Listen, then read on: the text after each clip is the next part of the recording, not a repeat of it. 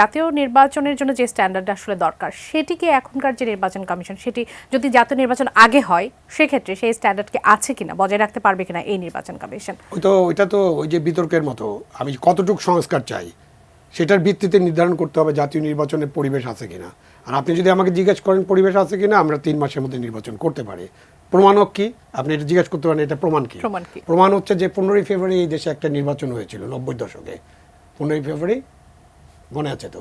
এরপরে 12ই জুন একটা নির্বাচন হয়েছিল, মানে 90 দিনের কম সময়ের মধ্যে। তা আমাদের তত্ত্বাবধায়ক সরকার যেগুলো ছিল 91, 96, 2001 এবং এই 2006-টা অনেক লম্বা, বাট এই 3টে নির্বাচন কিন্তু 90 দিনের মধ্যে করা সম্ভব হয়েছে এবং এটা আমরা করতে পারি। একটা ভালো নির্বাচন, ভালো সরকার, গড় যদি চায় তাহলে একটা ভালো নির্বাচন করা কোনোই অসুবিধার বিষয় না, নির্বাচন করা যাবে। কিন্তু আমরা কি ধরনের নির্বাচন চাই? আমরা তো একটা কোয়ালিটি নির্বাচন চাই, যে নির্বাচন ব্যবস্থাটাকে পুরোপুরি নষ্ট করে ফেলা হয়েছে, যে নির্বাচনে আমি তুমি ডামি ছিল, যে নির্বাচন রাতের বেলা ভোট হয়েছে, যে নির্বাচনে মানুষ ভোট দিতে পারেনি। তা আমরা চাই উৎসব মুখর পরিবেশে একটা নির্বাচন যেখানে মানুষ স্বাধীনভাবে ভোট দিতে পারবে, ভোট দিয়ে আবার কেন্দ্রে থেকে ফেরত দিতে পারবে এবং ভালোমতো গণনা হবে। একদম আপনার কাছে যে প্রশ্নটি রেখেছিলাম সেটার প্রেক্ষাপটে একটু জানতে চাই, আসলে বাংলাদেশের মানুষের আগ্রহের কেন্দ্রবিন্দুতে তো আপনারা আছেন, আপনারা একটি দল গঠন করবেন, সেটি আত্মপ্রকাশ করবে, সেটি নিয়ে যেমন জানার আগ্রহ আছে তেমনি এখন প্রশ্ন উঠছে যেমনটি আমরা সবাই আসলে জানতে চাই যে আপনারা বাংলাদেশের প্রেক্ষাপটে যেই সিদ্ধান্তটা নিতে যান না কেন, আপনারা কি রাজনৈতিক দলগুলোর সাথে বসার মতো আপনারা প্রস্তুতি, মানসিক প্রস্তুতি হোক বা যেটাই হোক সেটি নিচ্ছেন কিনা, যে আমরা যে কোনো সিদ্ধান্ত শুধু আমরা জানিয়ে দিব না বা আমরা শুধু দাবি করব না, আমরা সকলের সাথে বসে বাংলাদেশের প্রেক্ষাপটে সেই সিদ্ধান্তটা নিব, সেই প্রস্তুতি আপনাদের আছে কিনা? হ্যাঁ, আমরা রাজনৈতিক প্ল্যাটফর্মে আছি এখন, জাতীয় নাগরিক কমিটি।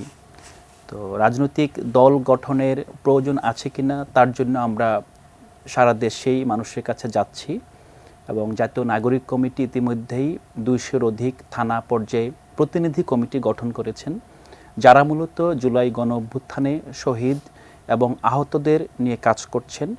তারপর আমরা যে দাবিটা করছি যে আমাদের ইতিমধ্যেই যে সংবিধান বাতিল হয়ে গিয়েছে গণ অভ্যুত্থানের মাধ্যমে, সেই সংবিধান এখন যে সংস্কার কমিশন যে প্রস্তাবনা নিয়ে আসছে সেগুলোর আলোকে একটি গণপরিষদ নির্বাচনের মাধ্যমে নতুন একটি সংবিধান রচনা করা, সেটার দাবি নিয়ে আমরা জনগণের কাছে যাচ্ছি। সানবিট সব দিবে সামাল, সানবিট ম্যাজিক প্রেস ডিশওয়াশিং এর মাথা ঘোরানো সলিউশন। তার প্রেক্ষিতে যেটা আমাদের কাছে এখন মনে হচ্ছে যে জনগণ সত্যিকার অর্থে দেশে একটি নতুন রাজনৈতিক শক্তির উত্থান চায়। সেই যে শক্তির উত্থান চায় এবং গণঅভ্যুত্থানের মাধ্যমে যেই তরুণ, বিশেষত তরুণ জনগোষ্ঠী রাজনৈতিকভাবে তৈরি হয়েছে এবং যারা আসলে ইতিমধ্যেই প্রমাণ করেছে যে আসলে দেশপ্রেমের প্রশ্নে, দেশের ক্রান্তিকালের প্রশ্নে তারা একটি যুগ সন্ধিক্ষণের দায়িত্ব পালন করেছে, সেই শক্তিটা রাজনৈতিক নেতৃত্বে আসুক, এইটাও জনগণ চায়। তো সেই চাওয়ার প্রেক্ষিতে আমরা রাজনৈতিক দলের জন্য যেই গঠনতন্ত্র এবং দলের যেই প্রাথমিক যেই পদক্ষেপগুলো সেগুলো আমরা নিচ্ছি। এর অংশ হিসেবে আমরা অবশ্যই বিদ্যমান যে রাজনৈতিক দলগুলো আছে তাদের সাথে বিভিন্ন ইস্যু ভিত্তিক এখন পর্যন্ত আলোচনা চলছে। হয়তোবা দল গঠনের আগে আমরা আমাদের ডেমোক্রেটিক ওয়েতে আমরা যেভাবে গঠনতন্ত্র ঠিক করব, একই সাথে আমরা একটা কালেকটিভ ওয়েতে আমরা কিভাবে বাকি দলগুলোকে অ্যাপ্রোচ করা যায়, তাদেরকে, যেহেতু আপনি রাজনৈতিক মাঠে যখন থাকবেন তখন তারা আপনার সহকর্মী, তারা বিভিন্ন দলের, বাট একই লক্ষ্য এবং উদ্দেশ্যকে কেন্দ্র করে এবং একই, যদি আমরা বলি যে গঠনতন্ত্র, একটা রাষ্ট্রীয় গঠনতন্ত্র, তার আলোকেই তারা নির্বাচনে যাবে, বিভিন্ন রাজনৈতিক কর্মসূচি করবে।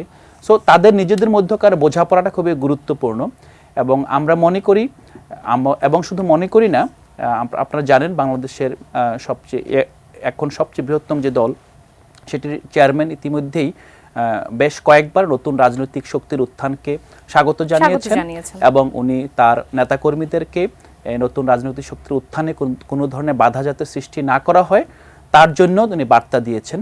এবং আমরা দেখেছি বিভিন্ন জায়গায় যখন আমাদের নেতাকর্মীরা আক্রান্ত হয়েছে, বিচ্ছিন্নভাবে দল থেকে কিন্তু সুস্পষ্টভাবে সেখানে বার্তা দেওয়া হয়েছে যে এই ধরনের আক্রান্ত করা যাবে না এবং তাদের সাথে মিলেমিশেই নতুন রাজনৈতিক শক্তির উত্থানে সহযোগিতা করতে হবে।